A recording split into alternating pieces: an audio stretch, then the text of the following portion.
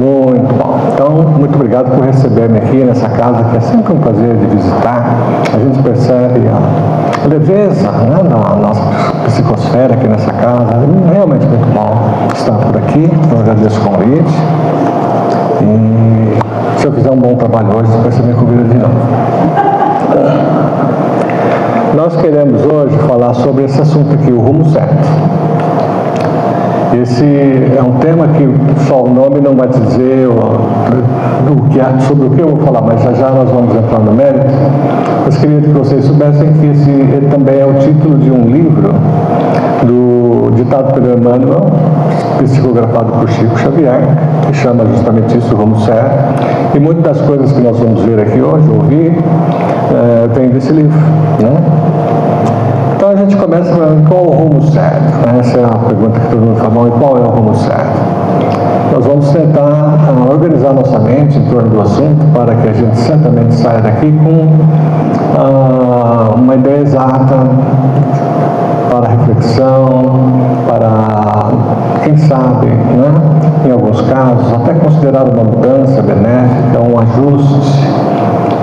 Isso não é para dizer que nós estamos no caminho errado, é para dizer que existe um rumo que é certo e que é o melhor para nós, que foi trazido por Jesus, e também aqueles que Jesus nos enviou, os profetas, os grandes médios, os grandes missionários, que está sempre, e nós estamos sempre recebendo toda a ajuda que nós precisamos para ajustarmos a nossa bússola, ajustarmos o nosso rumo, para a gente chegar onde a gente quer.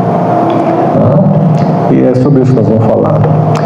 Existem dois aspectos, né, sobre o rumo. Existe o lado material, físico, e existe o lado espiritual, que já abre aí um caminho para a discussão.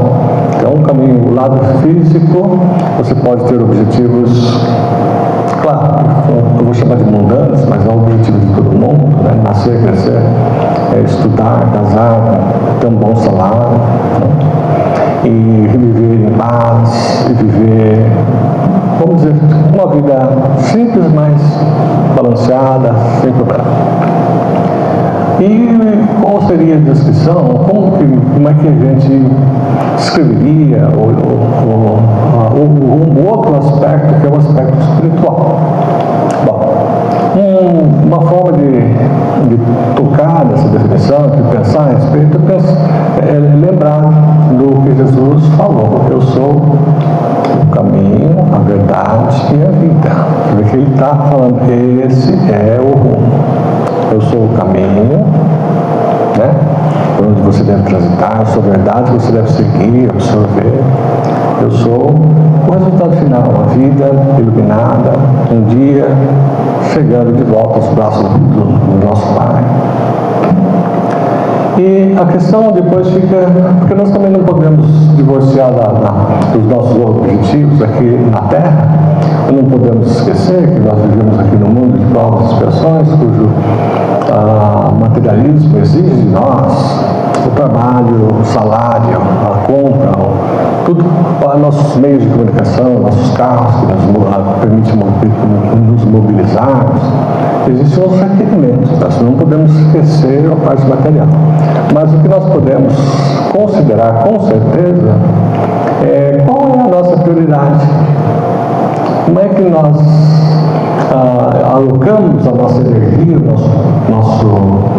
a nossa vida, nossas ações, nossos estudos, enfim, nossas energias de uma forma geral, como nós alocamos em termos do físico e do espiritual. Para ver que esse não é um processo tão simples assim quanto parece, vamos fazer um exercício. Só que eu vou fazer a pergunta, mas vocês vão responder só mentalmente. E a primeira coisa que vier na cabeça. Ok. Não é onde, porque aí dá a ideia de lugar, mas é como. Opa, só vou gritar aqui e vocês vão ficar surdos aí. Como é que você quer estar em 5 anos? Ok.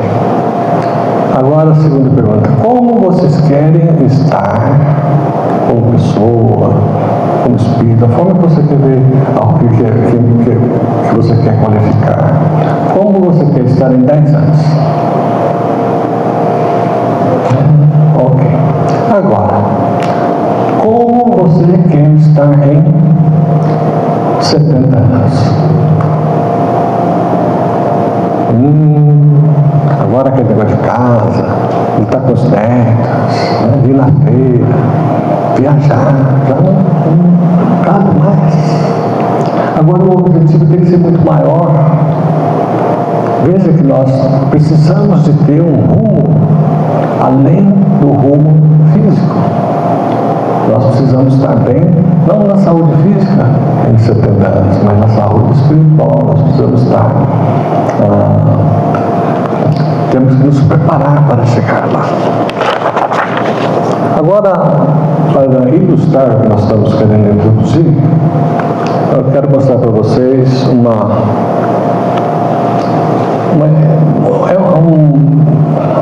metáfora, né? Que para colocar em perspectiva o que nós queremos transmitir para vocês. Mas a metáfora é a seguinte. Vamos ler, porque já está aí, vocês vão ler. Então fala, as pessoas, isso aqui vem de um monge, de um escritor chamado Thomas Merton. Ele vai nos colocar a seguinte questão. As pessoas podem passar a vida inteira subindo a escada do sucesso e apenas para descobrir, quando chegam lá no topo, que a escada estava encostada na parede errada. Imagina o desespero. Você passou por 70 anos, 80 anos, subindo uma escada, achando que estava na direção que você gostaria que tivesse, e você fazendo aquela força, enfrentando todos os desafios, acordando cedo, dormindo tarde, tudo aquilo que você precisa fazer, estudando. Aí, de repente, com 70 anos,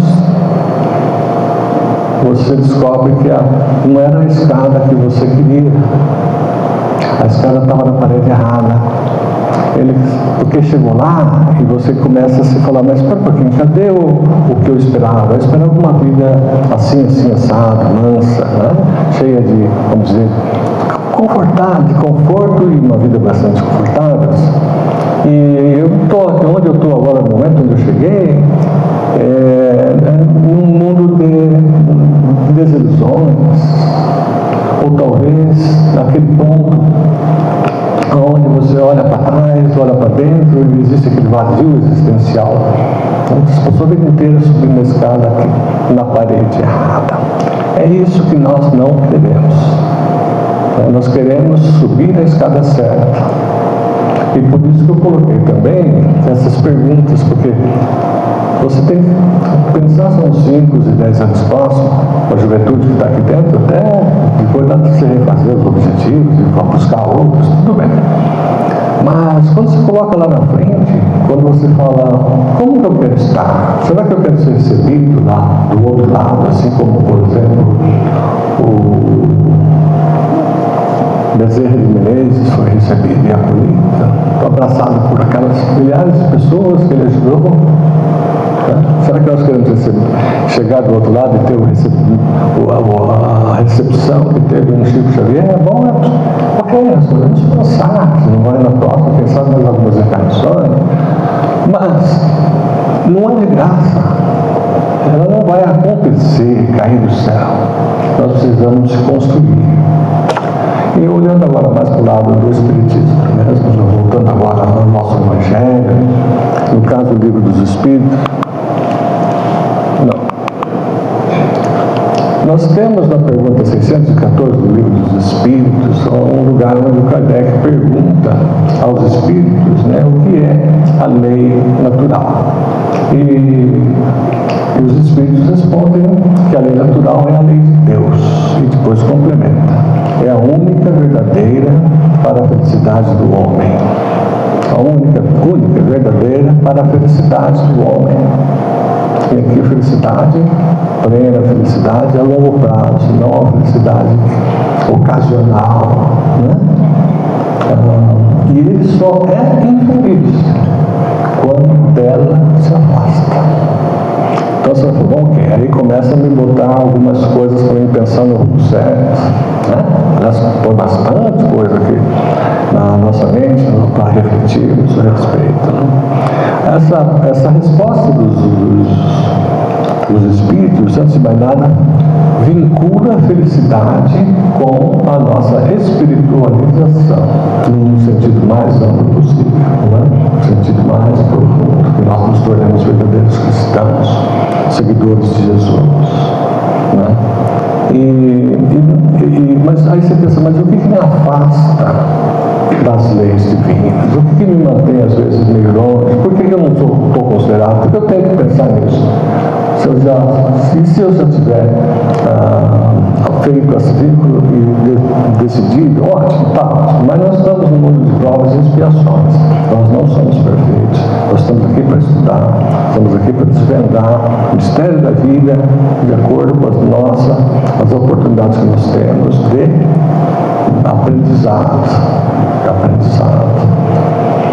Então, o que acaba nos afastando das leis divinas é o próprio desconhecimento que nós temos ainda, o próprio nível, colocado de uma forma até um pouco rude, o nosso pouco desenvolvimento moral e espiritual.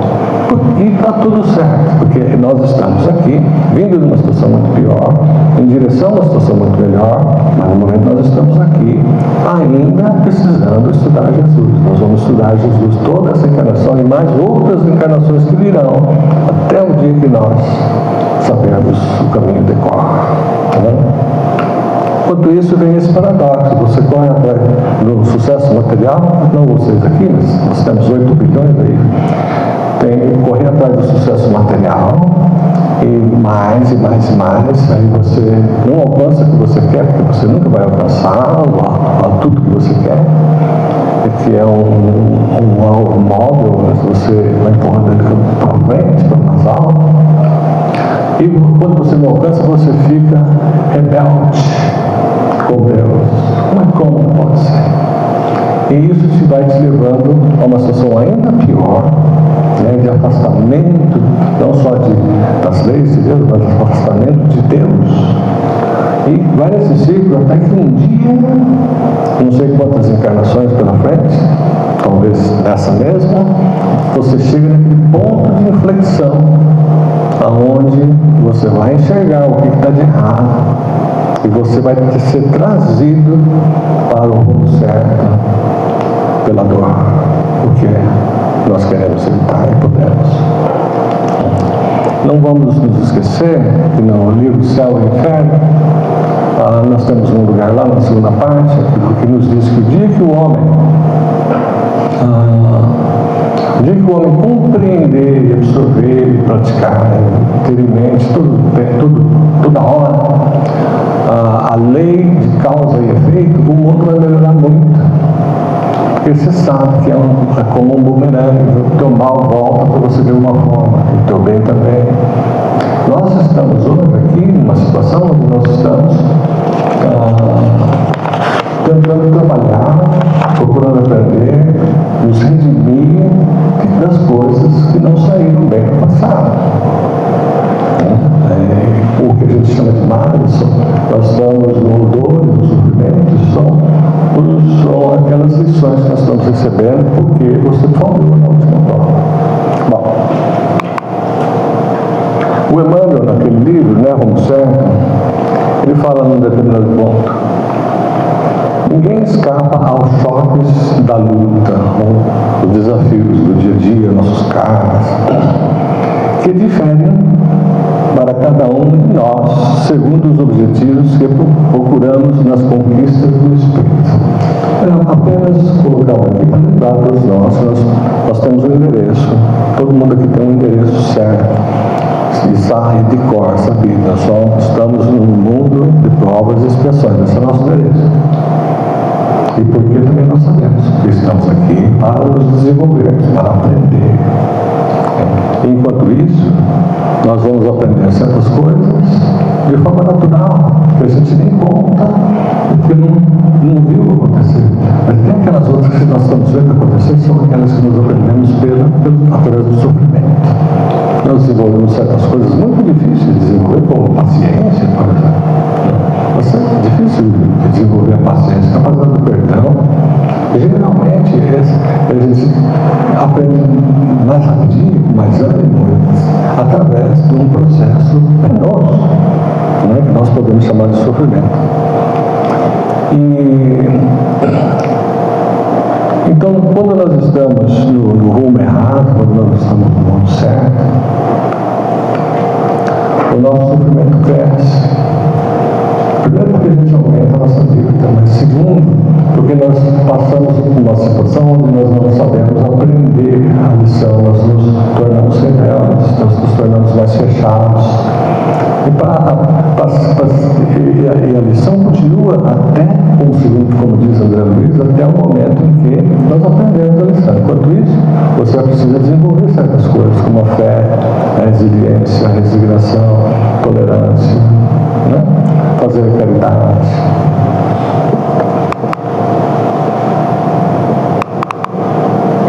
Não nos esqueçamos de que as nossas vidas tomam a direção dos nossos passos. Então, a tua vida está acompanhando teus passos.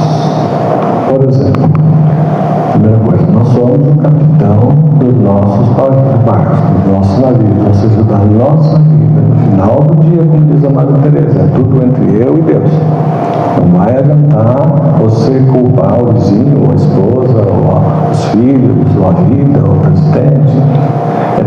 Os teus atos, que é na verdade o segundo ponto aqui, Deus nos deu o livre-arbítrio para que nós mesmos trabalhássemos a nossa vida, buscando os melhores caminhos, buscando as melhores soluções, buscando as soluções mais cristãs, buscando as soluções recomendadas pelo Evangelho, né? Não aquelas inspiradas pelos bons espíritos. E por isso nós temos o nosso livre-arbítrio, que nos dá o poder de escolha. Agora, esse poder de escolha, conforme já falamos, não eu, mas todo mundo fala, tantos palestrantes falam, né? Semear é livre, a colheita é obrigatória. Então todo mundo sabe isso. Você vai colher aquilo que plantou, né? Então, o nosso destino, a nossa chegada ao final daquela escada lá, vai depender se você plantou as coisas certas, plantou as sementes certas. Afinal, na colheita, né? E a última colheita chama o quê? Separação do joio do trigo. Não sei se é a última, mas nós temos que passar por ela. Por exemplo, agora, na transformação planetária, na nossa transição planetária.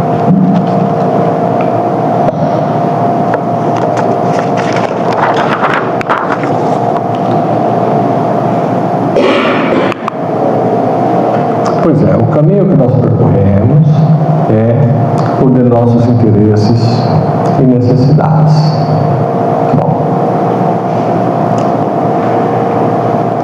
E também devemos dizer que além dos caminhos que nós escolhermos, de interesses e necessidades, devemos acrescentar irresponsabilidade. Nós somos os responsáveis pelo caminho que nós vamos percorrer nessa vida. E nós temos, através do livre-arbítrio, a oportunidade de corrigir nossa rota quantas vezes nós quisermos. Nós vamos voltar nesse ponto já.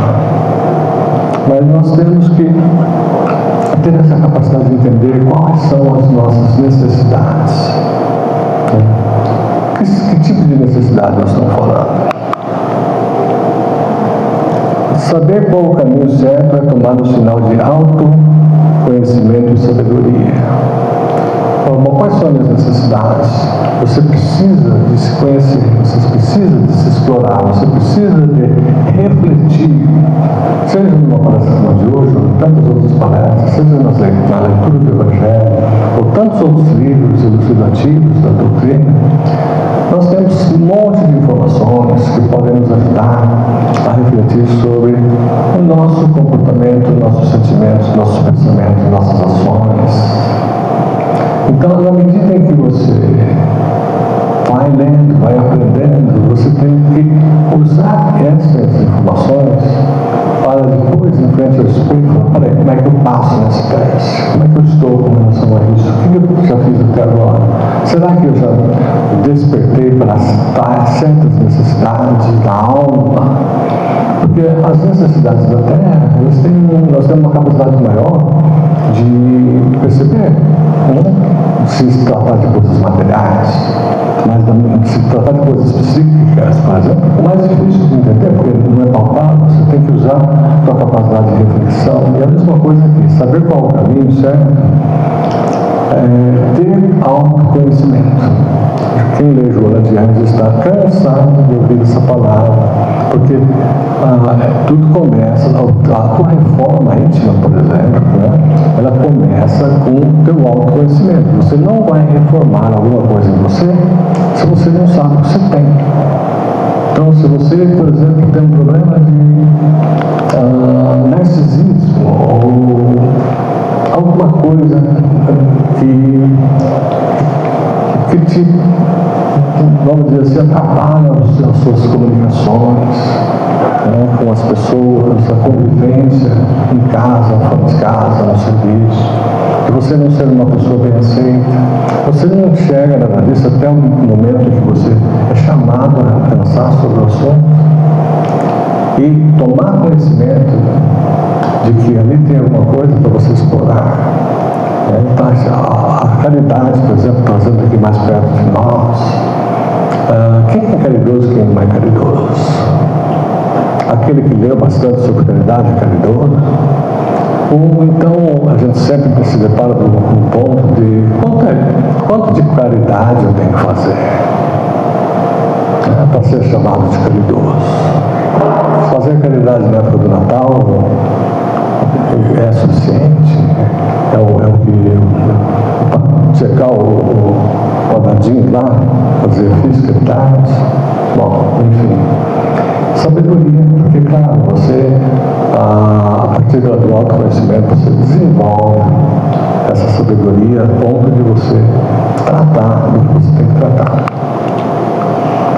Escolher bem o caminho é determinar um futuro melhor, incluindo aquele além desta vida. Claro, todo caminho te leva a algum lugar. Todo caminho te leva a algum lugar. Por exemplo, numa reunião mediúnica que nós fazemos, todo mundo fala, todos os centros tem, claro, mas na que eu participo em duas delas, mas eu me lembro de uma vez em que, e depois eu forcei a isso acontecer mais vezes, mas a primeira vez aconteceu natural, o espírito do comunicador estava falando, eu não sei como é que eu vim parar aqui. Eu falei, bom, aquele caminho que você tomou, leva aqui. Agora a questão fica para quê? Por que você ficou o tempo todo naquele caminho? Será que nós temos agora, falando de nós, e quem mais for ouvidos no futuro, será que nós temos a humildade para fazer essa autoanálise? O caminho que eu estou leva aonde? Então aquele negócio de 70 anos, com o caminho que eu estou, aonde eu vou chegar? O que eu vou conseguir? Como eu vou estar? E olha que não é fácil. Quando a gente pensa que está fazendo muito, a gente chega do lado, como temos várias comunicações a respeito disso, de espíritos que chegaram lá e descobrem que eles fizeram as coisas que deveriam fazer, só que sem o amor suficiente, por exemplo. Sem muito, tomar um X, talvez. Pois é. Agora, o caminho da porta estreita deve ser o nosso objetivo para uma vida melhor, agora e no futuro. Todos vamos dizer assim, ok, como é que eu entendo esse negócio que você está falando do caminho da porta estreita? Vamos entender o que Jesus quis falar sobre o caminho da porta estreita. Ele falou que existe a porta estreita e a porta larga. A porta larga é onde a maioria vai passar, porque é mais fácil. Não te exige tanto quanto a porta esquerda, a porta estreita. A porta estreita é aqueles que vão seguir os ensinamentos do Mestre, a risca, com consistência, com amor. E nem todos estão ainda preparados, nem todos estão acordados, despertos para essa necessidade do Espírito. E se nós aprendermos como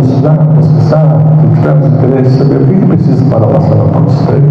Porque lembra-se que o mestre falou: muitos serão chamados, todos serão chamados, poucos serão os escolhidos. É uma prova, é um estágio de desenvolvimento que você vai atingir, que vai te dar esse direito de entrar pela porta, que é a porta dos mundos felizes, por exemplo, que é a porta onde você vai encontrar aquela paz que você tanto sonha. Então, a próxima pergunta, escolher o caminho certo é apenas o primeiro passo. Então, não adianta só escolher o caminho certo. Escolher o caminho certo é o primeiro passo. Por quê? Porque depois nós precisamos de conscientização do que nós queremos atingir, como nós vamos atingir, por que, principalmente essa mola propulsora, por que eu quero isso? E nós vamos precisar de fé, porque nós vamos fazer uma, entre aspas, por falta de uma melhor palavra, vamos fazer uma aposta. Você tem fé de tal forma que você acredita que esse caminho te leva a uma coisa melhor. Você vai precisar de resignação. Por que resignação? Para não se revoltar, para não deixar de fazer, para não perder o ânimo, perder o impulso. A mesma coisa com o próximo, nós precisamos de determinação e persistência. Nós precisamos de muita paciência, porque no caminho aqui na Terra, tem muitas vezes que nós somos por tentativa e erros, a gente erra, depois acerta na próxima. A gente procura saber aprender com os nossos erros e fazer melhor da próxima vez. Nós precisamos de muita humildade, porque a gente vai falhar, a gente vai ter que levantar, cabeça erguida, como dizia a música, sacudir a poeira da volta para o céu. Não é do tempo de vocês, é do meu tempo. Bom, e temos que o quê? Nós temos que ler o Evangelho sozinho não nos assegura o que queremos. Muito importante isso aqui. Ler o Evangelho não nos assegura o que queremos nem onde queremos chegar.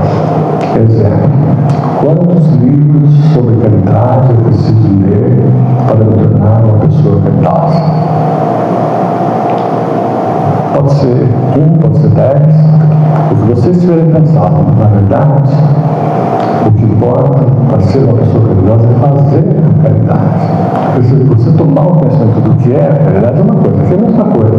Ler o Evangelho não nos faz ser o cristão que nós gostaríamos de ser. O que vai nos tornar cristãos, tal como nós deveríamos nos transformar, é a vivência dos ensinamentos do Cristo. Só aí é que nós estamos realmente em campo de alinhamento com Jesus, com Deus, com os Espíritos superiores.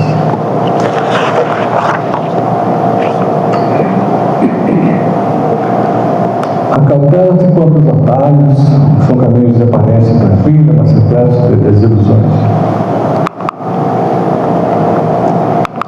Nós costumamos dizer, vocês provavelmente já ouviram falar, que Jesus esteve aqui e deixou traçado para nós o menor caminho entre onde nós estamos e a felicidade. É o menor e o melhor caminho entre aqui e lá onde nós queremos chegar, na felicidade. Sair desse mundo de provas, expiações, toda essa confusão que nós estamos aqui, para um mundo de tranquilidade, de paz, onde existe o amor, a fraternidade, tudo aquilo que vocês imaginam. Mas nós nos desviamos. E aqui tem muitos que tomam atalhos. Então, atalhos para quê? Não só cortar caminho, figurativamente, que nós estamos pensando, por exemplo, fugas da realidade, fuga dos desafios, procurar outras alternativas, não enfrenta aquilo que nós estamos enfrentando, a gente deixa para a próxima encarnação. Você tem o livre-arbítrio, nós temos todo o livre-arbítrio e nós podemos postergar para a próxima encarnação aquilo que a gente quiser. Só que esses são atalhos que nós tomamos, queremos tomar, ou saem esses desvios que nós tomamos, né, que não nos levam a nada. Porque nós vamos descobrir o seguinte: nesse caminho não está me levando a nada. E vai ter que voltar e retomar o caminho. Isso é perda de tempo. Perda de tempo precioso, porque nós estamos aqui encarnados, enquanto muitos espíritos estão esperando uma brecha, segundo nós ouvimos, né, para reencarnar, para trabalhar em si, para merecer, para ficar mais perto dos mundos melhores, para mais perto de Jesus. Então, aqui no fim, o segundo ponto aí, lembra-se que Jesus falou que nada está completo até que o último jota esteja com o pontinho. Na prática é o seguinte: não tem jeitinho. Você pegou o caminho errado, voltar e fazer. Você só vai ter cumprido a sua parte quando você caminhar passo a passo, pé a pé, metro a metro. O caminho você tem que aprender, que na prática vai ser aprender todas as lições, desenvolver todas as virtudes que nós somos postos a desenvolver. E o caminho da porta o caminho da porta estreita não está livre de obstáculos, nós já sabemos, né? Porque é a porta que leva, entre aspas, ao céu, ao paraíso. Não, ela tem seus desafios, tem seus obstáculos. Mas Jesus nos prometeu uma coisa, né? No Sermão do Monte, quando ele falou, entre outras coisas: bem-aventurados os aflitos, porque eles serão consolados. Então, o teu sofrimento, nosso sofrimento, não é de graça. Ele tem um valor intrínseco muito grande, que talvez nós não estejamos valorizando corretamente. Então, portanto, é penoso recomeçar a jornada depois de um longo trecho percorrido, quando nós estamos em lugar errado na pisada, nós estamos no rumo errado. Jesus aconselhava aos que curavam, ele falava que vá e não pegue mais. Ou seja, não pegue mais essa estrada, mas essa estrada aqui. Nós temos também esse exemplo aqui do Tolstói, do personagem dele no livro A Morte de Ivan Ilitch, que era já no fim do livro, e no fim da vida desse Ivan Ilitch, ele estava no leito de morte já, quando de repente ele passa pela cabeça uma pergunta terrível. Ele se fala: e se a vida que eu levei até aqui foi totalmente errada? Uau! Mas eu agora vou morrer 3 vezes, como é que vai fazer? Nós não queremos. É como aquele cara que estava na ponta da escada e falou: uau, mas aqui não é o lugar que eu tinha imaginado.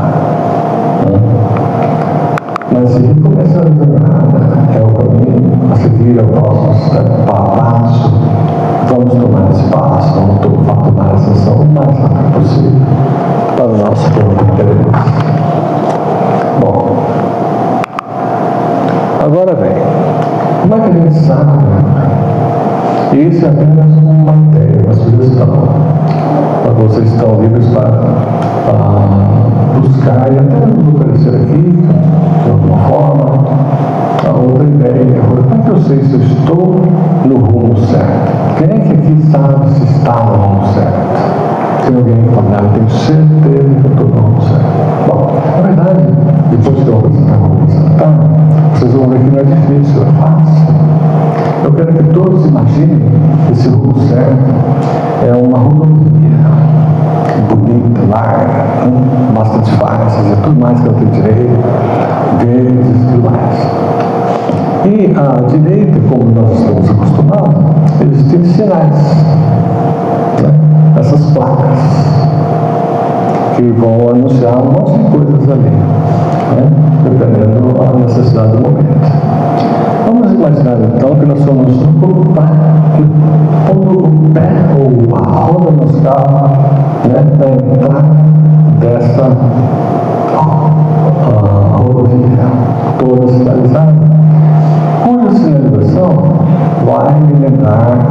se eu estou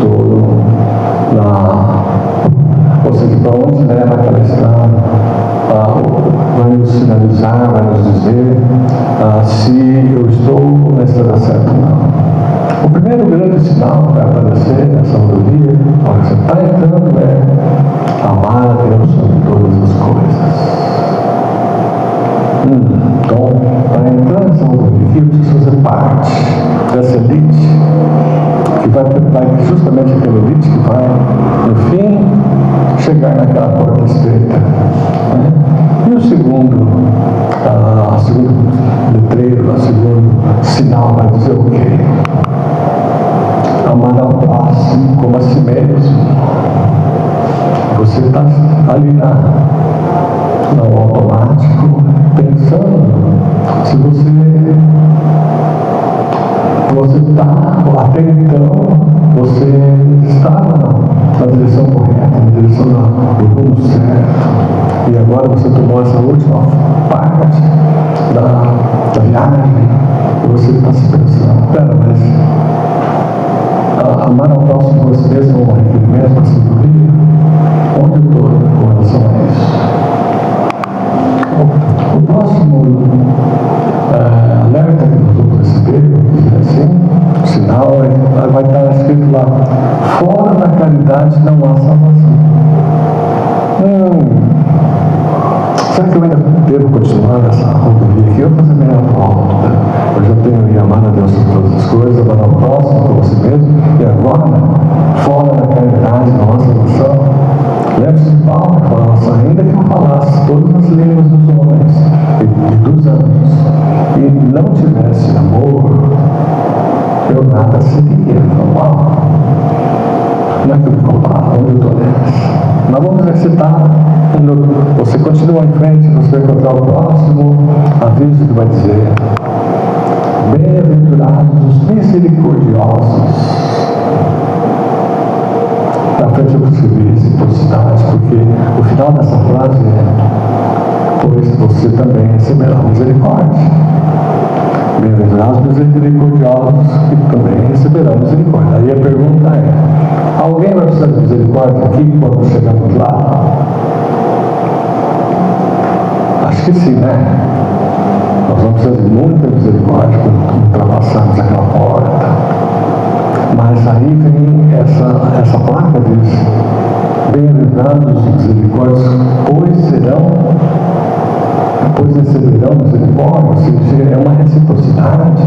Eu preciso me equipar do meu lado aqui, enquanto eu atravesso aquela ponte, para que eu tenha direito à misericórdia. Aqui eu vou precisar. Bem-aventurados mansos e pacíficos. Aqui na verdade são duas palavras, uma só. Mansos porque herdarão a terra. Como nós agora estamos diante, como vamos estar em breve, e esse breve é o breve de Deus, pode ser 100 anos, 200, não sei lá, mas a importante informação planetária, nós vamos estar numa situação de merecer a terra ou não. É isso que nós sabemos de uma forma bem simplificada sobre parte da transição planetária. Bom, e bem-aventurados pacíficos, porque eles serão considerados filhos de Deus. A dor foi consagrada no Jardim das Oliveiras. Alguém já ouviu, já leu, já ouviu sobre essa frase antes? A dor foi consagrada no Monte das Oliveiras. Essa é uma frase do capítulo 6, Consolador do Evangelho segundo o Espiritismo, lá no nosso Espírito de Verdade, num determinado ponto, que fala: que sofram ou que chorem, pois a dor foi consagrada no monte, no Jardim das Oliveiras, que foi ele mesmo sofrendo, para mostrar que a dor é parte desse processo, parte do processo do nosso desenvolvimento de alcançar. Mas de que forma? Com resignação, não com rebeldia. É preciso aceitar os desígnios de Deus.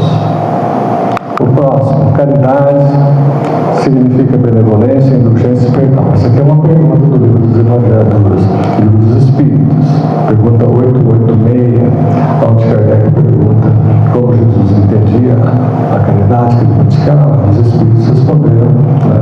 Benevolência para com todos, indulgência e perdão. São três coisas grandes, né? Aí, que mais uma placa lá no meio do caminho, você está lendo essas placas, nessa altura você está preocupado, meu Deus, será que eu qualifico? Será que eu passo? Será que eu estou na rodovia certa para mim? Essa é a rodovia que eu pensava que eu estava? Será que eu devo continuar nessa rodovia? Devo voltar no começo e merecer estar nessa rodovia? Por último aqui, com a espada que ferires, serás feliz. Então não julgueis.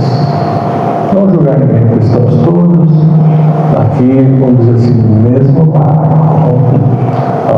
Qual barco é esse? Nós estamos numa reencarnação, procurando nos melhorar, trabalhando, estudando, sofrendo para que as lições sejam aprendidas o mais rápido possível. Nós temos direito a errar, nós temos direito a tentar de novo, quer dizer, e nós precisamos de reconhecer isso em cada irmão, amando um ou amando os outros como nos amamos a si mesmo, porque no caso é incondicionalmente. Vamos dizer, é um comando, daquelas placas muito grandes, muito fortes.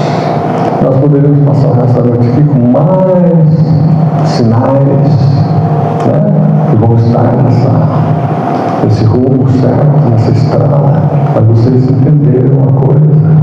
Somos alertas de Jesus, mas são também os ensinamentos, são as coisas que veio e, em muitos dos casos, ou em todos, nos exemplificou, tendo como custo a sua crucificação, mesmo assim, para nos falar sobre a vida após a morte. E nós temos todo esse roteiro aí, em várias formas, vários tipos de livros, mas naturalmente o recomendável, um bom começo é o Evangelho segundo o Espiritismo e o resto das obras do Kardec. O Espírito de Verdade, no capítulo 20,